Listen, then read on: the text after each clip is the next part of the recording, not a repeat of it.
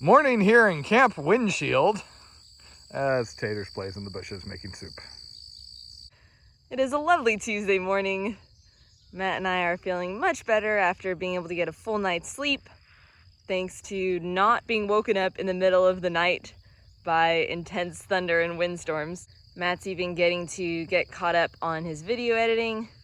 He got behind because of just how much stuff there was going on in the last few days. There's his little hideout from the sunshine. The temperature here is really nice, just about perfect as long as there is cloud cover, but when those clouds go away, it is very, very hot. We're looking forward to a smooth, free ride down the river today. No locks, no stops, other than we'll stop at a campground at some point to top off our water jugs and just see how far we get. Something that we've been noticing this whole time, but that I don't think we've talked about on camera before, is just how fragile the existence of these trees is that live on the edge of the forest close to the high water line. You can see that they've had to grow several different sets of roots as the ground under them has eroded away over the years. They mostly seem to be rooted in sand, so all of this erosion plus that means we have seen a whole heck of a lot of trees come down, and not just dead ones. We keep seeing fully healthy trees that fall over into the water. And it is a damn busy morning out here. Look at that. I've been reading an audiobook talking about the complications involved in piloting the barges. And apparently they have to be really, really careful passing each other in a channel because of the churn and the currents involved. So quite often they just park it and let the other guy go by. So I think this is the first time we've seen him do this. Yeah. So while Matt was working really hard this morning to get caught up on the video edits, I got to wander around through the weeds, enjoy the morning bird song, and try to capture some of the cool diversity of moss, butterflies, and beetles that we've been seeing out here. I think I captured most of the ones we've been seeing around this morning, except for there's this one all white butterfly thing that looks really cool, but it just moves so fast. It covers 50 feet in a second, and I haven't been able to get it on camera. There we go. Sitting still for once. And I was just able to get enough reception that I saw all the severe thunderstorm warnings we're currently under. So looks like it's another day like the past few. Okay, so 11 o'clock, we're finally getting going. I had 3 15-ish minute videos that I had to finish, and I wasn't catching up with everything else going on. So we took the hit and decided to do it. And now, of course, we are being threatened by severe thunderstorm warnings again. So we are currently looking at special weather statements, severe thunderstorm watches lasting until 4, and a flood watch lasting until tomorrow. So I just got enough internet to check the radar, and it looks like there is a big cell coming straight for us and heavy rain hitting in 15 minutes. So we're actually going to head over, find a cove, and hunker, because we've not our first rodeo out here. So we're hearing the thunder getting closer, and we're just kind of making progress and trying to eye where we're going to dive if things go bad. And I found this. We decided this looked better than other stuff around, so we're going to give it a couple of minutes. I will say that right now the radar looks rather interesting, aimed right at us. I'm torn between thinking we're smart and we're being overly cautious just because we've been nailed by storms for the last 3 days, 4 days, Yeah, whatever it is. Cautious, the storm isn't going to show up. Okay, we shall see. This is what I get for getting a new rain jacket, huh? Oh, there it goes.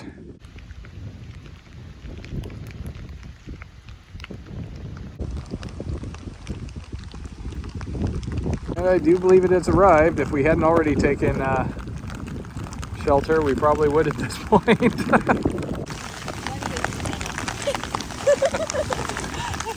You want to take peepers? Jen is seeking refuge. I am testing my rain gear. Unfortunately, because my rain gear is so bright, these clouds look a lot lighter.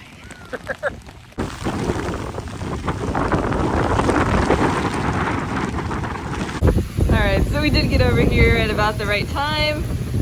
We were just waiting for about 5 minutes before all hell broke loose. I jumped in the cozy tunnel. Matt is out where he can fully experience everything the storm has to offer. Oh boy. Yeah, it's on now.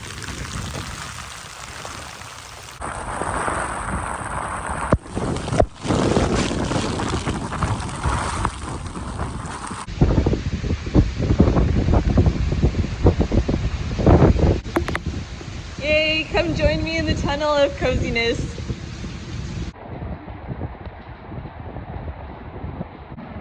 Okay, and probably not a false alarm at this point.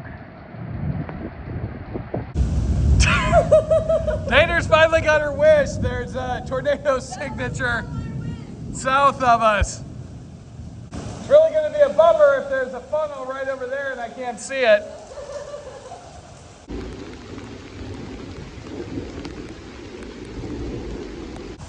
Any funnels of love?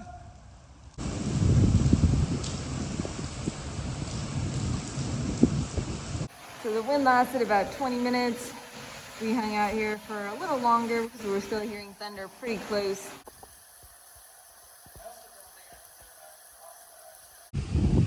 So we came back out because it started to look clear, but there's still a lot of stuff going on around here.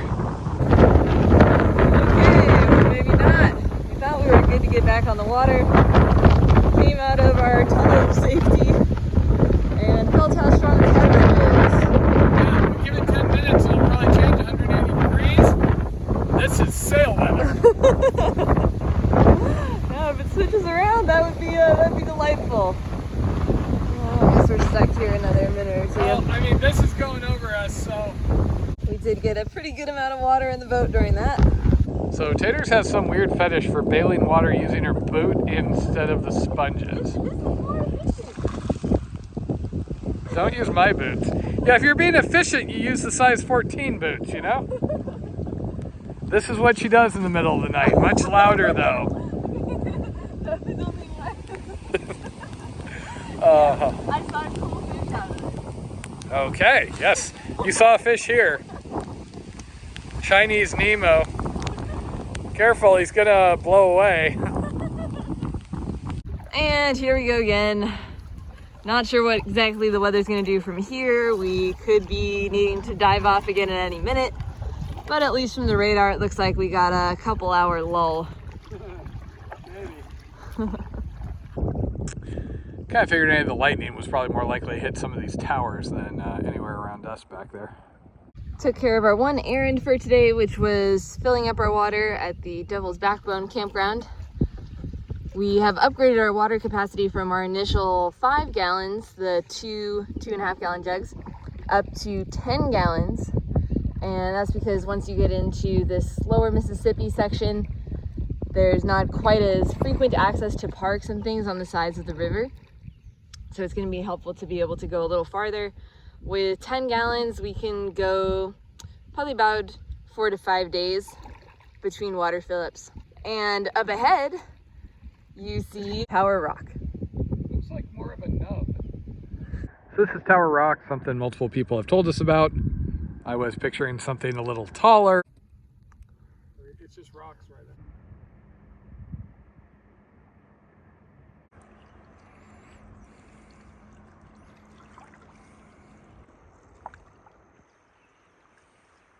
Yes, this is what passes for a tower out here. Oh, don't be mean to it. It's a cool rock.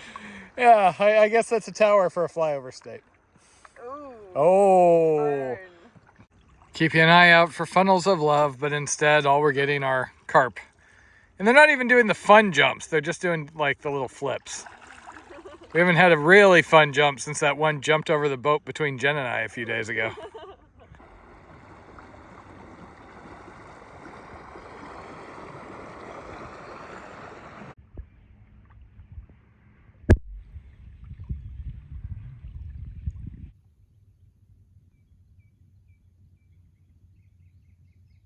So we haven't been able to figure out the story, but based on the remains, we kind of figure that is the remains of a wing dam.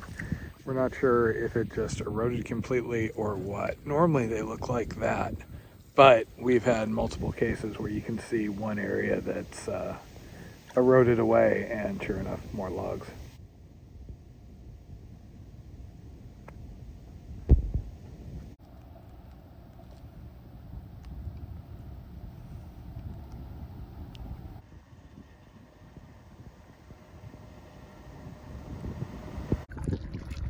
Weather has held up all right for us so far. A few sprinkles, a little bit of wind, but mostly we're just very, very happy to have cloud cover. It is a very pleasant temperature out here. I'm unhappy because the weather's boring. Oh yeah, and Matt hasn't gotten either his funnel cloud or his sail wind yet.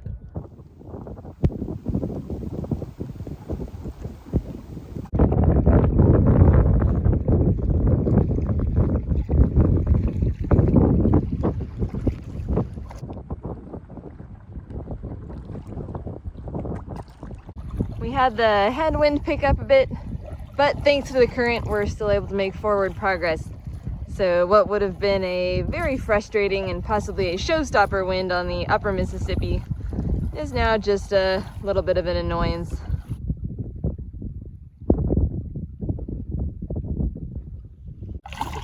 What we hit and what we see. We had a pretty interesting day today already. Except we didn't capture the swallows. They're one of the coolest things to watch out here. Yeah, I think they're different types of swallows.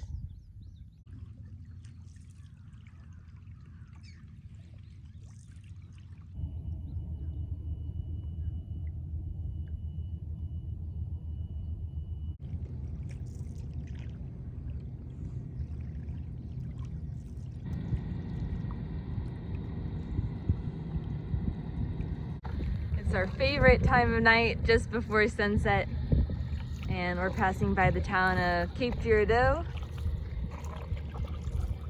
going under this interesting suspension bridge. Not aesthetically my favorite suspension bridge. Those supports look like one of the evil ships from Star Wars or something. There's some islands once we get past town, so that'll be probably about time to make camp on one of those islands. So that is interesting. The city actually has a wall all around it, and they have gates that they can obviously close. Only thing we can figure is there must have been flooding issues here sometimes.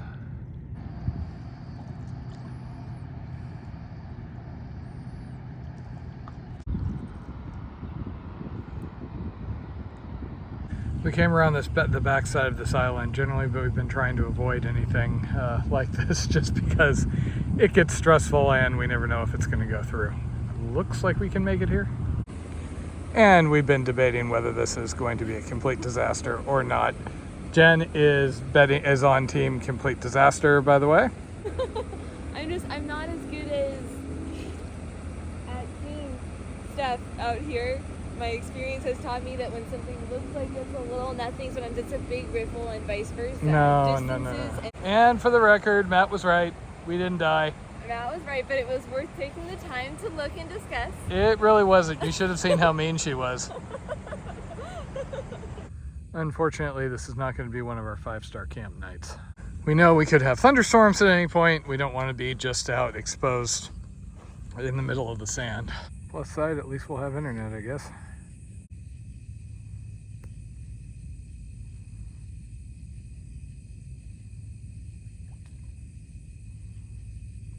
Just another day on the river today, featuring several good judgment calls by Matt. Mainly getting us out off the river and in a cozy tunnel for which to enjoy the storm right before it hit. That nicely avoided most of the annoyance of that big thunderstorm, and we had a nice afternoon paddling on the river. Then Matt successfully got us through the wing dam, which I was a little bit nervous about because I'm not as good as judging the distances and the currents and things out here. And then he got us set up at a perfectly good camp on the sandbar of an island in a side channel with the city of Cape Girardeau in the background.